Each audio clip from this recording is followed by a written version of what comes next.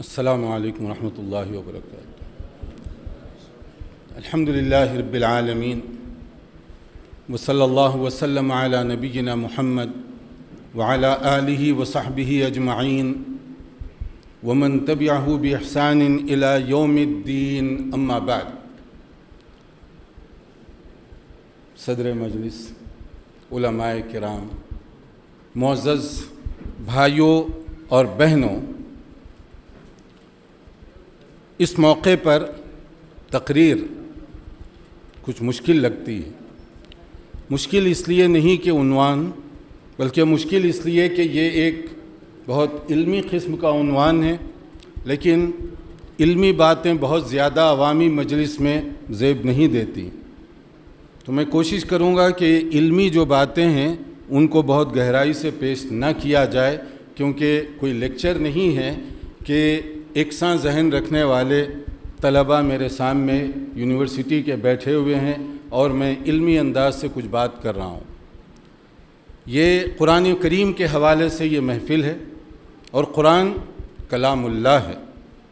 اللہ عز و جل جو قادر مطلق ہے، اس کے کلام کے حوالے سے ہم یہاں جمع ہوئے ہیں، اس کے حوالے سے ہم کچھ سننا چاہتے ہیں۔ اور پھر صرف قرآن مجید ہی نہیں، بلکہ اس کی تفسیر یعنی اس کا مطلب، اس کی ایکسپلینیشن کیا ہو سکتی ہے، اور پھر اس سے بھی دلچسپ چیز اصول تفسیر کہ قرآن کریم کو سمجھنے کے رولز اور ریگولیشن کیا ہو سکتے ہیں، قواعد و ضوابط کیا ہو سکتے ہیں، یہ ہے اصول تفسیر۔ اور پھر یہ جو اصول تفسیر اور تفسیر کا یہ مجموعہ جو آپ کے سامنے رکھا ہوا ہے، یہ عالم اسلام کی بڑی مایہ ناز شخصیت علامہ شیخ محمد بن صالح العثیمین رحمہ اللہ تعالی، یہ ان کا تیار کردہ ہے۔ شیخ، ان کی علمی حیثیت کیا ہے؟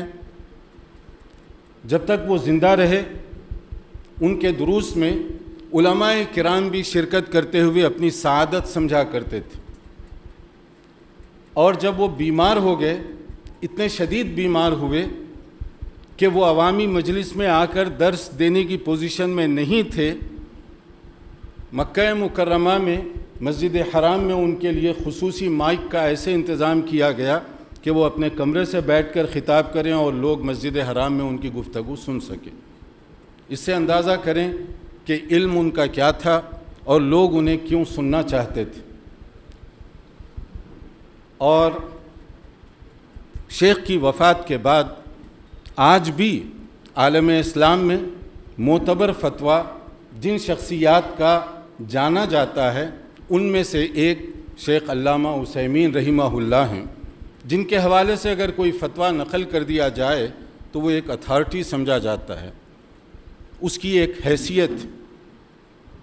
مگر ان کا جو علمی مقام و مرتبہ ہے اپنی جگہ، میں یہاں کچھ دلچسپ کچھ چیزیں ان کی تقوی اور پرہیزگاری کے متعلق بتانا چاہوں گا۔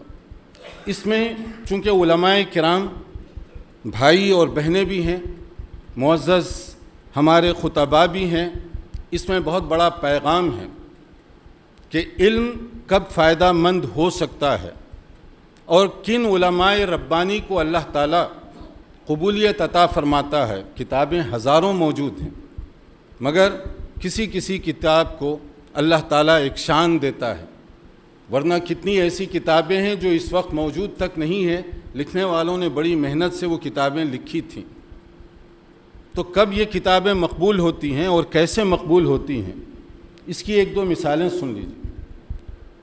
شیخ عثیمین رحمۃ اللہ علیہ کچھ ایسی سیدھی سادی انداز سے زندگی گزارا کرتے تھے، جنہوں نے ان کو دیکھا، میں نے پہلی بار جب دیکھا تو مجھے ان کا حلیہ، کیونکہ اس وقت زیادہ ٹیلی ویژن وغیرہ کا دور نہیں تھا اور یہ ہمارے علماء ٹیلی ویژن پر کم آیا کرتے تھے، تو ان کے زیادہ تر آڈیو اور ریڈیو پروگرام ہوا کرتے۔ تو میں نے قرآن مجید ہی کے ایک پروگرام میں انہیں پہلی مرتبہ دیکھا تو مجھے ذرا سا تعجب ہوا، کیونکہ وہ دیکھنے میں بہت سیدھے سادے لگتے تھے، اور عام جو عرب مشائخ عبا وغیرہ پہنتے ہیں وہ نہیں پہنا کرتے تھے عام طور پر۔ وہ صرف توپ پہنا کرتے تھے اور بہت ہی سیدھا سادہ۔ ایک مرتبہ ایسے ہوا، جو اس مجلس کے ایک گواہ تھے، مصر کے ایک بہت بڑے مفتی، انہوں نے مجھ سے یہ بات بتائی مکہ مکرمہ میں۔ شیخ عثیمین رحمۃ اللہ علیہ جب آتے تو حکومتی سہولتیں نہیں لیا کرتے تھے، حتیٰ کہ اپنے بہت سارے سینکڑوں شاگرد ہیں، مگر ان سے کوئی مالی منفعت کی طرف کبھی توجہ نہیں کرتے تھے۔ عام طور پر وہ ٹیکسی سے جایا کرتے تھے۔ یہ بات نوٹ کریں، جو ذمہ داران ہیں ان کے لیے تقویٰ کیا ہوتا ہے۔ اگر آج میں کسی کا اچھا گھر دیکھوں اور کہوں کہ یہ گھر مجھے کیوں نہیں دیا آپ نے، کسی کی چمچماتی گاڑی دیکھ کر میری نظر اس پر چلی جائے، تو پھر میری بات میں کیا تقویٰ پیدا ہوگا، کیا تاثیر پیدا ہوگی۔ شیخ عثیمین رحمۃ اللہ علیہ جب حرم سے اپنے درس دے کر وہ نکلے تو کوئی ٹیکسی میں سوار ہوئے، بہت سیدھا سادہ سا انداز تھا ان کا۔ ٹیکسی ڈرائیور جہاں ان کو جانا تھا وہ لے لیا، یعنی جیسے سواری کو بٹھایا جاتا ہے، شیخ کو بٹھا لیا۔ اسے نہیں معلوم کہ یہ شیخ عثیمین ہیں، عرب بدو تھا وہ۔ جیسے ہی وہ ٹیکسی میں بیٹھے تو اس نے سگریٹ جلایا۔ شیخ نے کہا کہ سگریٹ بجھا دو، تو اس نے کہا کہ آپ ٹیکسی پہ بیٹھے ہوئے ہیں، میرا کام آپ کو منزل تک پہنچانا ہے، مجھے ہدایتیں نہ دیجیے آپ۔ تھوڑی دیر بعد اس نے میوزک آن کی، جیسے عام طور پہ طریقہ ہوتا ہے، کوئی بھی ریکارڈنگ وغیرہ تھی وہ آن کر دی۔ شیخ نے پھر کہا سختی کے ساتھ، اس کو بند کر دو تم۔ تو ٹیکسی ڈرائیور تھوڑا سا ان کی طرف دیکھا، کہا کہ کیا ہو گیا تمہیں، کون ہو تم؟ تو انہوں نے کہا کہ میرا نام محمد بن صالح عثیمین ہے۔ تو ٹیکسی ڈرائیور کو، کیونکہ وہ ان کے ریڈیو پروگرام بہت توجہ سے سنتا تھا، سوال جواب وغیرہ، اس کے ذہن میں ایک خاکہ تھا، شیخ عثیمین بھاری بھرکم شخصیت ہوگی، آگے پیچھے باڈی گارڈ ہٹو اور سرکوں کا مجمع ہوگا، اور وہ اسی طرح خاص گاڑی میں جا رہے ہوں گے وغیرہ وغیرہ، ایک خاکہ بن گیا تھا۔ تو اس نے ان سے مذاق کیا۔ ٹیکسی ڈرائیور کہا کہ یہ شاید ایسے ہی مجھے گھمانے کے لیے یہ بات کر رہا ہے، یہ کوئی بدو آدمی لگ رہا ہے، کہہ رہا ہے کہ میں شیخ عثیمین ہوں۔ تو اس نے کہا اگر آپ شیخ عثیمین ہو سکتے ہیں تو پھر میں شیخ بن باز ہوں۔ اگر آپ شیخ عثیمین ہو سکتے ہیں تو پھر مجھے کون روک سکتا ہے کہ میں شیخ بن باز ہوں پھر۔ تو انہوں نے کہا اچھا، میرے والدین نے تو میرا نام یہی رکھا ہے، مگر اب آپ کہہ رہے ہیں کہ آپ شیخ بن باز ہیں، گاڑی تھوڑا ادھر موڑ لیجیے۔ وہ شیخ بن باز جو مفتی تھے ان دنوں میں مکے ہی میں تھے وہ، تو وہ بڑی شدت سے گاڑی اس کی مڑوائے، اور جہاں شیخ بن باز رہتے تھے وہاں پر وہ گاڑی کا رخ کروایا، اور اس کے جب قریب پہنچے تو اب ڈرائیور کو تھوڑا سا احساس ہوا کہیں واقعی شیخ عثیمین تو نہیں ہے، یہ جو دیکھنے میں تو عام سب سمپل آدمی لگ رہا ہے، لیکن ریڈیو پہ تو اتنی بڑی شخصیت کا نام ہے شیخ عثیمین، لیکن جو گھر کی طرف جا رہے ہیں وہ تو شیخ بن باز ہی کا گھر ہے۔ تو خیر وہ شیخ بن باز رحمۃ اللہ علیہ کے گھر کے بالکل قریب پہنچ گئے۔ تو اب وہ ذرا گھبرا گیا کہ کیونکہ سگریٹ بھی جلایا تھا، اور علماء سعودیہ اور علماء نجد کے نزدیک تو سگریٹ حرام ہے، ایک جرم۔ دوسرا وہ ریڈیو پر جو ہے گانے سن رہا تھا وہ، اور شیخ سے اس نے کچھ عجیب سی گفتگو کی تھی۔ تو اس کے بعد یہ ہوا کہ جب شیخ بن باز رحمۃ اللہ علیہ کے گھر پہنچے تو شیخ عثیمین کو وہ لوگ جانتے تھے، فوری طور پر وہ دوڑے دوڑے آئے اور شیخ کا استقبال کرنے۔ اب اس کو یقین ہو گیا کہ معاملہ خراب ہے کچھ۔ تو اس کے بعد یہ ہوا کہ شیخ نے کہا گاڑی روک دو۔ اب وہ جب دیکھا کہ کچھ لوگ آگے آئے ہیں تو وہ بھاگ بھی نہیں سکتا تھا، گاڑی موڑ بھی نہیں سکتا تھا، تو اس نے گاڑی روک دی اور شیخ اتر گئے، اور اس کے بعد جو لوگ تھے وہاں پر ان سے کہا کہ اس کو اندر لے آؤ، ڈرائیور کو اندر لے آؤ۔ اب جب ڈرائیور کو اندر لے جایا گیا، شیخ بن باز رحمۃ اللہ علیہ کے گھر اندر جب داخل ہوئے تو شیخ بن باز تشریف فرما تھے وہاں پر، اور شیخ بن باز جو آپ جانتے ہیں نابینا تھے۔ تو شیخ عثیمین نے تعارف کرواتے ہوئے کہا کہ آج ایک مہمان آئے ہیں، ان کا دعویٰ ہے کہ یہ شیخ بن باز ہیں۔ تو اب شیخ بن باز دیکھیے یہ ایک دوسرے علماء ربانی کی ایک مثال ہے. یہ دونوں بہت معتبر ترین علماء ہیں، شیخ بن باز اور شیخ عثیمین رحمۃ اللہ علیہ. اور پھر اس کے بعد جو گفتگو ہوئی، شیخ عثیمین نے جو کچھ دیکھا وہ بتا دیا، تو شیخ بن باز رحمۃ اللہ علیہ، اللہ کی رحمتیں ہوں، یہ ہمارے سلف ہیں موجودہ دور میں جنہوں نے دین کا کام کیا، اور ان کے نام کے ساتھ جو برکت ہے. کیوں ہیں یہ؟ شیخ بن باز رحمۃ اللہ علیہ نے اس سے دریافت کیا، کیا ہے تمہارا پیشہ؟ ٹیکسی چلاتا ہوں وغیرہ وغیرہ. سگریٹ کیوں پیا تم نے؟ اب شیخ بن باز کے پوچھنے کا کچھ انداز ایسا تھا کہ اس نے کہا آئندہ نہیں پیوں گا میں. بس ایک ہی بات، تمہاری گاڑی کچھ پرانی سی ہے، گاڑی بدل کیوں نہیں لیتے؟ تو ڈرائیور نے کہا کہ میں بہت غریب آدمی ہوں، بدو آدمی ہوں، میرے پاس تو اتنی حیثیت نہیں ہے کہ میں اپنی گاڑی خود سے خریدوں.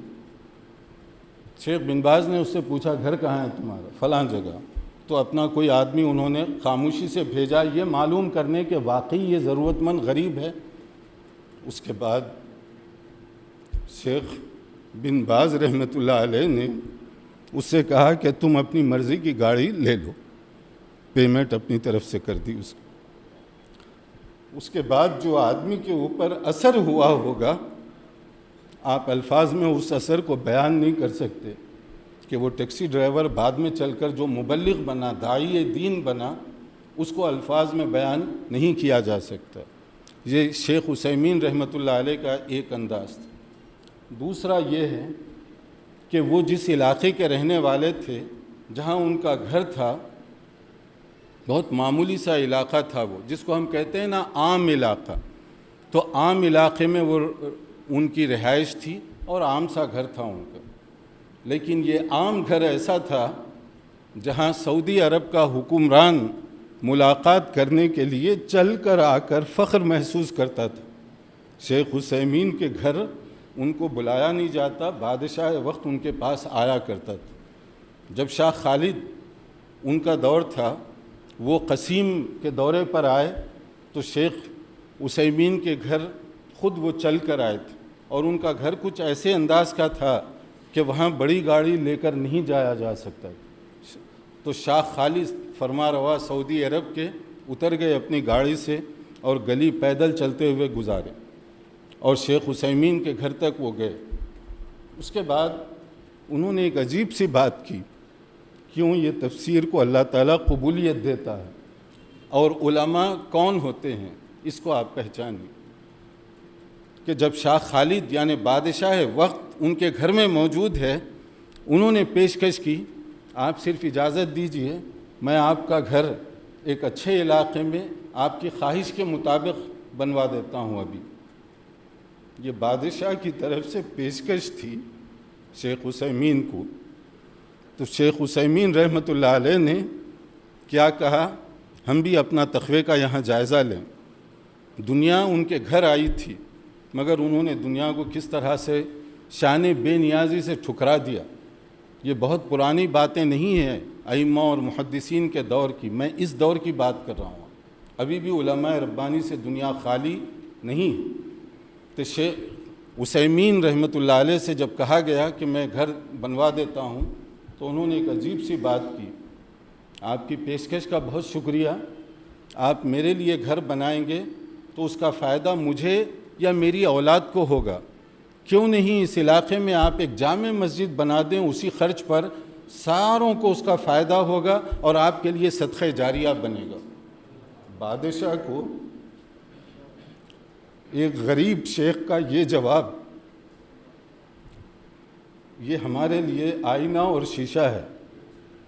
اور پھر اس کے بعد شاہ خالد نے انیزا کی جو جامع مسجد ہے اسی بیک گراؤنڈ میں بنوائی تھی، جیسے شیخ چاہتے تھے اسی طرح کی مسجد تعمیر کی گئی. شیخ عثیمین نے اپنے لیے لینا گوارا نہیں کیا کہ گھر اگر آپ مجھے دیں گے میں رہوں گا یا بچے رہیں گے، مگر مسجد بنا دیں گے تو سارے علاقے کے لوگوں کو فائدہ ہوگا اور آپ کے لیے یہ صدقہ جاریہ بن جائے گا. اللہ تعالیٰ کب اور کس طریقے سے یہ قبولیت عطا فرماتا ہے، اس کو صرف ان دونوں مثالوں سے آپ سمجھیے. کیونکہ قرآن کریم کے یہ ترجمے کی چیز ہے۔ قرآن کریم ھدی للناس وبینات من الہدی والفرقان، اس کے لیے کہا گیا یہ کتاب ہدایت ہے، بک آف گائیڈنس۔ کس کے لیے ہے یہ کتاب ہدایت؟ ساری دنیا کے لیے کتاب ہدایت ہے، سارے انسانوں کے لیے کتاب ہدایت، اسی لیے اس کا نزول ہوا۔ کتاب انزلناہ الیک لتخرج الناس من الظلمات الی النور باذن ربہم الی صراط العزیز الحمید۔ یہ کتاب اس لیے نازل کی گئی کہ تاریکیوں میں اور اندھیروں میں بھٹکنے والوں کو آپ روشنی اور اجالا دکھا سکیں۔ جو گھر اس میں قرآن کی روشنی نہ ہو، 100 بتیاں لگا لیں لیکن وہ تاریک گھر سمجھا جائے گا، اور اگر کہیں پر قرآن کی روشنی ہو تو گویا کہ وہ اجالے میں ہیں۔ اور یہ ہماری اپنی ذمہ داری ہے کہ قرآن کریم کو کتاب ہدایت کے طور پر ہم دیکھیں اور سمجھیں۔ یہی صحابہ کرام کا انداز تھا اس کی تلاوت کا۔ جیسے اگر آپ دیکھیں حضرت عثمان رضی اللہ عنہ، کیا ان کو عربی نہیں آتی تھی؟ وہ تو قریشی تھے، فصیح و بلیغ عربی کے بولنے والے تھے، مگر عبداللہ ابن مسعود رضی اللہ عنہ اور حضرت عثمان کبھی 10 آیتوں سے آگے نہیں بڑھا کرتے تھے۔ کیا دشواری تھی ان کو؟ کیوں وہ ختم نہیں کرتے تھے تیزی کے ساتھ؟ 10 آیات، علم اور عمل ساتھ ساتھ چل رہا تھا ان کا۔ 10 آیات پڑھیں تو اس پر عمل بھی کرنے کی ضرورت ہے، اس کو اندر اتارنے کی بھی ضرورت ہے، اس سے فائدہ اٹھانے کی بھی ضرورت ہے۔ یہ صحابہ کرام کا انداز تھا، اور یہی قرآن کریم کی عظمت کو پہچاننے کا طریقہ ہے۔ اور الحمدللہ میں اس وقت حیدرآباد میں ٹھہرا ہوا ہوں۔ یہ بات اللہ کے شکر کے طور پر میں کہتا ہوں کہ حیدرآباد سے خصوصی طور پر اور ہندوستان سے عمومی طور پر قرآن و سنت کی جو خدمت انجام دی گئی وہ بڑی گراں قدر خدمت ہے۔ اسی شہر حیدرآباد کو یہ اعزاز حاصل ہے کہ دنیا کا باقاعدہ مسلمہ انگریزی ترجمہ یہاں سے کیا گیا۔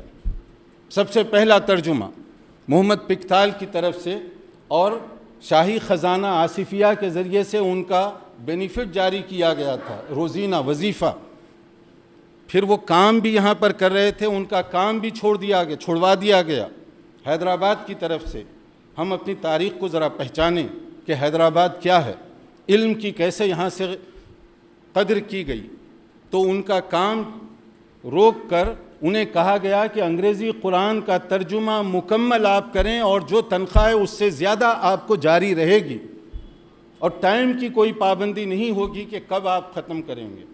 اور پہلی مرتبہ ترجمہ کرنا یہ ذرا سا مشکل بھی ہوتا ہے، اس کے لیے انہیں مصر جانا پڑ گیا، تو یہاں سے ان کو باقاعدہ مصر بھیجا گیا، اور پھر اس کے بعد تو کئی ترجمے آئے، اور یہی حیدرآباد سے فرانسیسی زبان میں معتبر ترجمہ ایک حیدرآبادی فرزند ڈاکٹر حمید اللہ رحمۃ اللہ علیہ کا تھا۔ اس وقت جب انہوں نے فرانسیسی زبان میں ترجمہ کیا تو فرانسیسی زبان میں قرآن مجید کے ترجمے ایسے نہیں اویلیبل تھے، لیکن ایک حیدرآبادی شخص کو اللہ نے یہ سعادت عطا فرمائی، الحمدللہ، اور وہ بھی عجیب و غریب شخصیت ڈاکٹر حمید اللہ صاحب کو یہ اعزاز حاصل ہے۔ حمام ابن منبہ جو ابو ہریرہ رضی اللہ تعالیٰ عنہ کے مشہور شاگرد ہیں، حدیث کا جو ایک ذخیرہ ان کے پاس تھا، ڈاکٹر حمید اللہ کی ایڈیٹنگ کے بعد وہ باقاعدہ طور پر پرنٹ ہوا، اور اس کے بعد منکرین حدیث کی زبان خاموش ہو گئی کہ رسول اکرم صلی اللہ علیہ وسلم کے بعد نہ جانے کتنے 100 سال بعد حدیثیں جمع کی گئیں۔ انہوں نے بتایا کہ 100 سال نہیں بلکہ حضرت ابو ہریرہ کے شاگرد کا یہ تمہارے پاس نسخہ ہے، پڑھ لو اس کو۔ عظمت حدیث۔ تو ڈاکٹر حمید اللہ عجیب و غریب شخصیت اس معنی بھی تھے کہ وہ گئے تو تھے کہ فرانس میں پی ایچ ڈی کرنے کے لیے، لیکن وہ کہتے ہیں کہ پی ایچ ڈی کرتے کرتے اتنا میٹیریل جمع ہو گیا 6 مہینے کے اندر کہ جرمنی سے میں نے دوسری پی ایچ ڈی بھی کر ڈالی۔ لوگ جبکہ 3-3 4-4 سال میں ایک بھی نہیں کر سکتے، یہ جو ہے 1 سال سے کم میں 2 دنیا کی معتبر یونیورسٹیز سے کر کے واپس بھی آ گئے تھے۔ تو اللہ تعالیٰ نے کیا کام لیا اور کن کن زبانوں میں انہوں نے کام کیا، یہ ایک الگ داستاں ہے۔ مجھے چونکہ تفسیر کے بارے میں کچھ بات کرنی ہے تو اس لیے میں مزید گفتگو اس بارے میں نہیں کہوں گا کہ انہوں نے سیرت پر کیا کام کیا اور کس طرح سے کام کیا، اور دوسری زبانوں میں خاص طور پر مستشرقین اورنٹیلسٹ کے جو جوابات یونیورسٹی اور اکیڈمک لیول کے یورپ اور امریکہ کی زبانوں کو خاموش کروانے کے لیے انہوں نے جو کام کیا وہ اپنی جگہ ایک علمی داستان ہے۔ مگر یہاں پر چونکہ قرآن کی بات ہو رہی ہے تو قرآن مجید کے ترجمے کا اعزاز ہندوستان ہی کو حاصل ہے۔ شاہ ولی اللہ محدث دہلوی رحمۃ اللہ علیہ، انہوں نے جب فارسی کا ترجمہ کیا، دیکھیے انگریزی کا ترجمہ، فرانسیسی کا ترجمہ، فارسی میں ترجمہ، جب فارسی کا ترجمہ انہوں نے کیا تو لوگ اتنے ان کے خلاف ہو گئے، اتنے خلاف ہو گئے کہ ولی اللہ کو یہ دعویٰ ہے کہ کلام اللہ کو وہ سمجھ کر ترجمہ کر سکتا ہے۔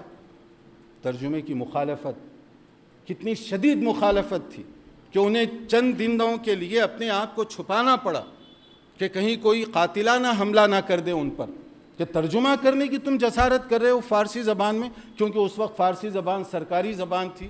پھر اس کے بعد ان کے جو فرزندان ہیں شاہ رفیع الدین اور شاہ عبد القادر، انہوں نے اردو میں ترجمہ کیا، ایک لفظی ترجمہ اور ایک بامحاورہ قسم کا اردو میں ترجمہ۔ یہ پہلی کوشش تھی باقاعدہ طور پر جو اردو زبان میں تفسیر یا ترجمہ آپ کہہ لیے مختصر حواشی وغیرہ کے ذریعے سے، تو وہ ترجمہ وجود میں آیا۔ پھر اس کے بعد میں سلسلہ رکا نہیں بلکہ چلتا رہا، اور حد تو یہ ہے کہ بعض لوگوں نے عربی زبان میں قرآن مجید کی تفسیر بھی لکھی، بعض لوگوں نے یہاں کے عربی زبان میں احادیث کی ایسی تشریح لکھی ہے جس سے بہتر تشریح ابھی تک نہیں لکھی گئی۔ مولانا ثناء اللہ امرتسری رحمۃ اللہ علیہ، عربی زبان میں انہوں نے قرآن کریم کی تفسیر القرآن بکلام الرحمن، اللہ تعالیٰ کی جو قرآن کی تفسیر ہے اس کا ایک انداز کہ قرآن کی تفسیر قرآن ہی کے ذریعے سے عربی زبان، اور ایسے ہی ترمذی کی سب سے معتبر شرح، آج بھی سب سے معتبر شرح تحفۃ الاحوذی، علامہ عبد الرحمن مبارک پوری رحمۃ اللہ علیہ نے یو پی کے ایک ایسے علاقے میں بیٹھ کر عربی میں یہ تشریح لکھی ہے۔ عرب لوگ انہیں امام اور نہ جانے کیا کیا کہتے ہیں، مگر جس وقت حضرت علامہ مبارک پوری ترمذی شریف کی یہ تفسیر لکھ رہے تھے اس وقت شاید ان کے گھر میں چراغ بھی نہیں تھا۔ اور اسی طرح سے عون المعبود جو ابو داؤد کی معتبر ترین شرح ہے عربی زبان میں، عرب اس کو پڑھتے ہیں ان کے سر عقیدت سے جھک جاتے ہیں، کیا علم کے پہاڑ تھے یہ لوگ، لیکن بے سر و سامانی کے باوجود کوئی لگژری لائف نہیں تھی، مگر کس طریقے سے انہوں نے یہ کام کیا اور کس طریقے سے انہوں نے قرآن و سنت کو آگے بڑھانے کی جو مختلف قسم کی کوششیں ہیں۔ یہ تو بڑی باتیں کچھ ہو گئیں، میں یہاں کی کچھ خواتین کی کہ حیدرآباد کو بھی یہ اعزاز حاصل ہے کہ یہاں کی کچھ عورتیں انہوں نے قرآن مجید کی تعلیمات کو یورپ میں عام کرنے کے لیے جو کوششیں کی ہیں وہ بہت ہی گراں قدر کوششیں ہیں۔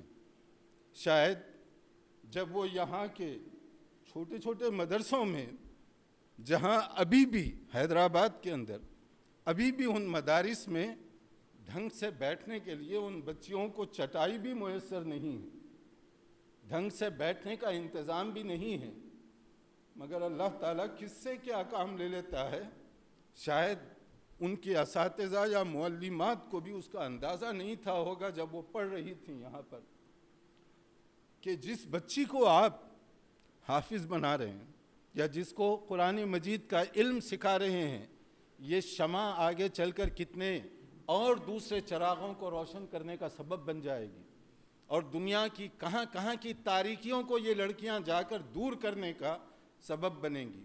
نہ ان کے استاذ کو شاید اس کا اندازہ تھا اور نہ ہی ان کے ساتھ جو تعاون کرنے والے تھے ان کا یہ اندازہ تھا۔ اس اعتبار سے ہمارے بھائی شیخ انس اور شیخ یوسف اور شیخ اپنے برادر کاظم اور جو بھی ان کے ساتھ معاونین ہیں، یہ قابل ستائش، یہ اس لیے نہیں کہ یہاں پر میں بیٹھا ہوا ہوں، بلکہ میں جانتا ہوں کبھی یہ کتابوں کی جو قیمت ہے وہ کیا ہے۔ یہ ہم پیسوں سے یہ قیمت کا اندازہ نہیں کر سکتے۔ یہ نہیں معلوم کہ کتاب تو یہ اب شائع ہو رہی ہے، مگر یہ روشنی بہت پہلے کہاں کہاں پہنچ چکی ہے۔ شاید یہ مترجمین کو بھی اندازہ نہیں ہوگا کہ یہ ان کے لیے علم ینتفع بہ کیسے بن سکتا ہے، کہ دنیا کے اندر بھی نفع بخش علم اور مرنے کے بعد بھی درجات کی بلندی کا سبب، کہ بہت ساری کتابیں لوگ کہاں لکھتے ہیں مگر کہاں کہاں تک وہ روشنی پہنچتی ہے۔ تو اب یہ جو اس طرح کی لڑکیاں جو بے سر و سامانی کے باوجود پڑھتی رہیں، مگر کتنی خواتین کو دین کی طرف لانے کا وہ سبب بن گئی، اور کتنے لوگوں کی ہدایت کا وہ ذریعہ بن گئی۔ اس لیے جو آدمی قرآن و سنت کی تعلیمات کسی بھی طرح سے عام کرے، اس کو معمولی اور حقیر نہ سمجھیے۔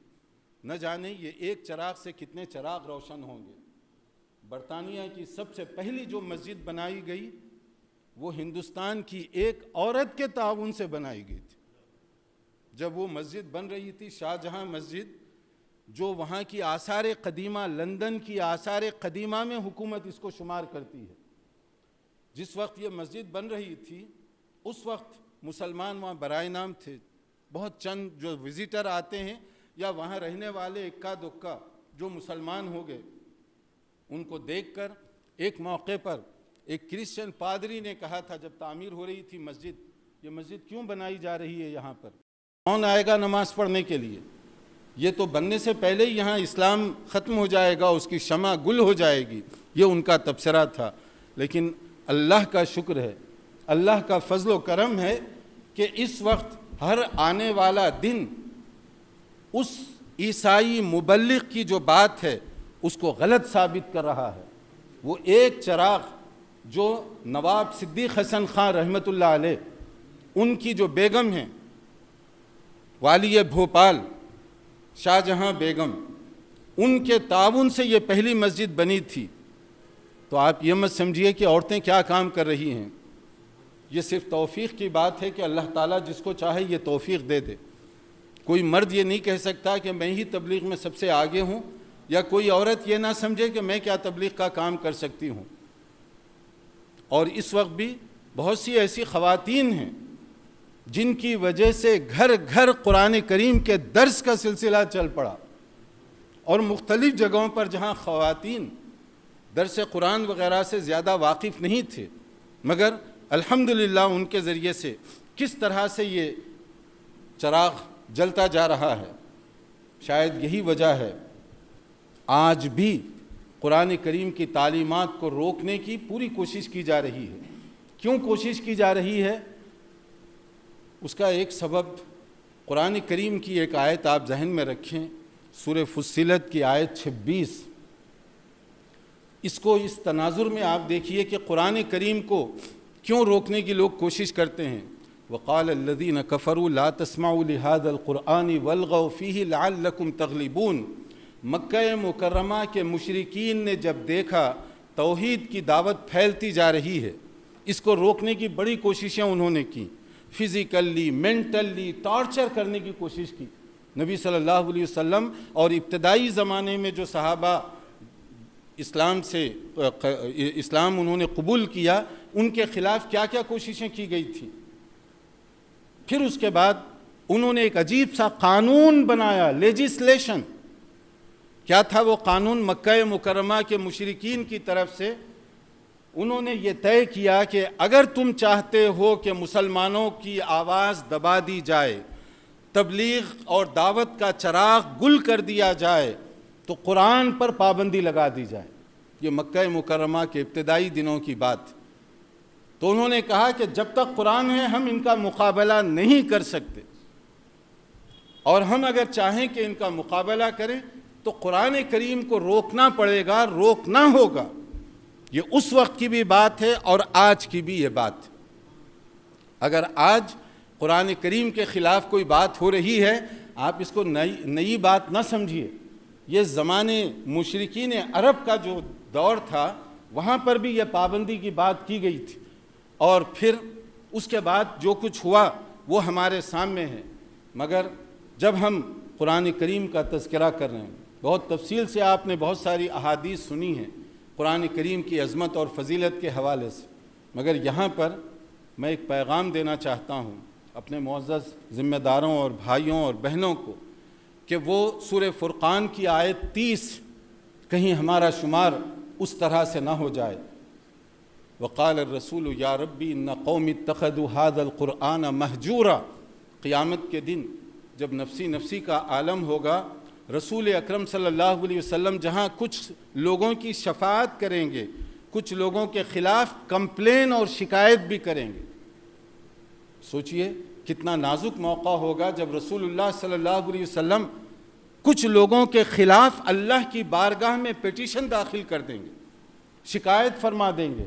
کون لوگ ہوں گے؟ جنہوں نے قرآن مجید کو مہجور کر چھوڑا۔ مہجور کیا ہے؟ امام ابن قیم رحمۃ اللہ علیہ نے بڑی عمدہ اس بارے میں بات کی ہے۔ مہجور کے لیولز ہیں۔ مہجور ویران کر دینا، برباد کر دینا، خراب کر دینا۔ ظاہر ہے کہ قرآن کریم کو اتنے خوبصورت جلد میں آپ لائیں گے تو یہ دیکھنے میں مہجور نہیں ہے، مگر مہجور کا مطلب کیا انہوں نے بیان کیا؟ مہجور کا معنی ہے کہ قرآن تو رکھا ہوا ہے، آپ پڑھ نہیں رہے ہیں، یہ مہجور کرنا ہے۔ قرآن کی تلاوت کر رہے ہیں کچھ لوگ، سمجھنا نہیں چاہتے، یہ مہجور کرنے والے کی ایک اور کیٹیگری ہے۔ اور کچھ لوگ قرآن پڑھ بھی رہے ہیں، سمجھ بھی رہے ہیں، مگر عمل نہیں کرتے، یہ بھی مہجور کرنے والے ہیں، اور یہ سب کے سب قیامت کے دن مجرم بنا کر اٹھائے جائیں، اور نبی صلی اللہ علیہ وسلم کی شکایت ہوگی ان کے خلاف میں کہ اللہ میرے بعد میری قوم کے یہ وہ لوگ ہیں جنہوں نے قرآن کو مہجور کر چھوڑا، نہ تلاوت، نہ فہم، نہ عمل، یا صرف تلاوت، فہم نہیں، عمل نہیں۔ یا کچھ لوگوں کا انداز یہ ہے فہم قرآن کی تو بات ہو رہی ہے لیکن عمل بالقرآن کا کوئی شوق اور کوئی جذبہ نہیں ہے۔ ہم ذرا یہاں پر چونکہ تفسیر کے حوالے سے بات ہو رہی ہے، کوئی آیت پڑھیں، ذرا رک جائیے وہاں پر۔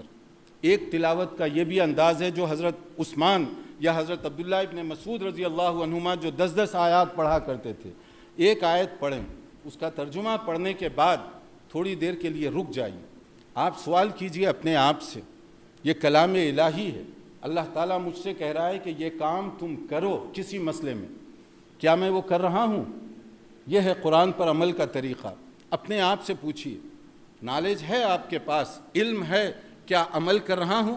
بیوی سے پوچھیے کیا وہ قرآن کی اس آیت پر عمل کر رہی ہے؟ اپنے بچوں سے پوچھیے کہ کیا وہ قرآن مجید کی ان آیات پر عمل کر رہے ہیں، یا کہیں پر کوئی ایسا حکم ہے جس کے بارے میں کہا گیا کہ یہ کام نہ کریں۔ ڈو اور ڈونٹس یہ بہت خاص اہمیت رکھتے ہیں قرآن کریم کی، اوامر اور نواہی۔ کوئی آیت ہے جس میں کہا گیا یہ کام نہ کرو، رک جائیے، آگے مت پڑھیے، اپنے آپ سے پوچھیے اس میں اللہ رب العالمین کی طرف سے جو میرا اور آپ کا خالق ہے اس کی طرف سے کہا جا رہا ہے یہ کام نہ کرو، کہیں ایسا تو نہیں کہ میں وہ کام کر رہا ہوں جو منع کیا گیا؟ اگر میں کر رہا ہوں پھر کہاں ہے ایمان میرا؟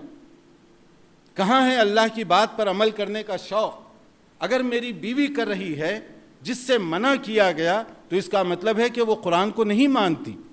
آپ یہ دیکھ رہے ہیں قرآن کی توہین ظاہری طور پر کون کر رہا ہے، لیکن یہ نہیں دیکھ رہے ہیں عملی طور پر پریکٹیکلی گھروں میں قرآن کی توہین کتنی کی جا رہی ہے۔ یہ کیسی بیوی ہے کہ قرآن کہہ رہا ہے کہ یہ کام نہ کرو، وہ کر رہی ہے۔ بیٹی میری قرآن کہتا ہے کہ یہ کام نہ کرو لیکن وہ دھڑلے کے ساتھ کر رہی ہے، اعلان کر کے کر رہی ہے۔ اور بعض چیزوں کے بارے میں قرآن کہتا ہے کہ یہ کرو لیکن وہ کرنے کے لیے تیار نہیں۔ کہیں سورہ فرقان کی جو آیت 30 ہے، ایسا تو نہیں کہ رسول اکرم صلی اللہ علیہ وسلم شکوہ کر دیں ہمارے خلاف، شکایت کر دیں ہمارے خلاف؟ سوچئے وہ آدمی کا انجام کیا ہوگا جس کے خلاف رسول اللہ صلی اللہ علیہ وسلم قیامت کے نفسی نفسی والے دن اللہ کی بارگاہ میں شکایت کر دیں۔ اگر ہم چاہتے ہیں کہ نبی صلی اللہ علیہ وسلم کی سفارش خاص ہو تو اس کے لیے الفاظ کے موتی نہیں بلکہ عمل کی خوشبو کی ضرورت ہے۔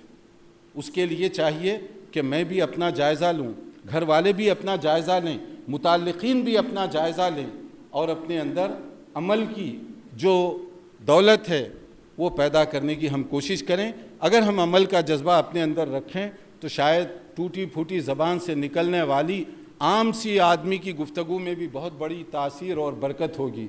میں اس موقع پر پھر ایک مرتبہ ہمارے مترجمین، معاونین اور تمام احباب کا شکریہ بھی ادا کرتا ہوں اور دعا گو ہوں کہ اللہ تعالیٰ ان کی مساعی جمیلہ کو قبول فرمائے، اللہ تعالیٰ جو لغزشیں اور کوتاہیاں ہو گئیں ان سے درگزر کا معاملہ فرمائے، اور اللہ تعالیٰ اس کو علم نافع کی شکل دے، اور اللہ تعالیٰ اس سے لوگوں کو فائدہ اٹھانے، فائدہ پہنچانے کی توفیق عطا فرمائے، اور ہم سب کو قرآن کریم کی ساتھ حقیقی معنوں میں محبت کرنے کی، عمل کرنے کی اللہ تعالیٰ توفیق اور سعادت عطا فرمائے۔ والسلام علیکم ورحمۃ اللہ وبرکاتہ۔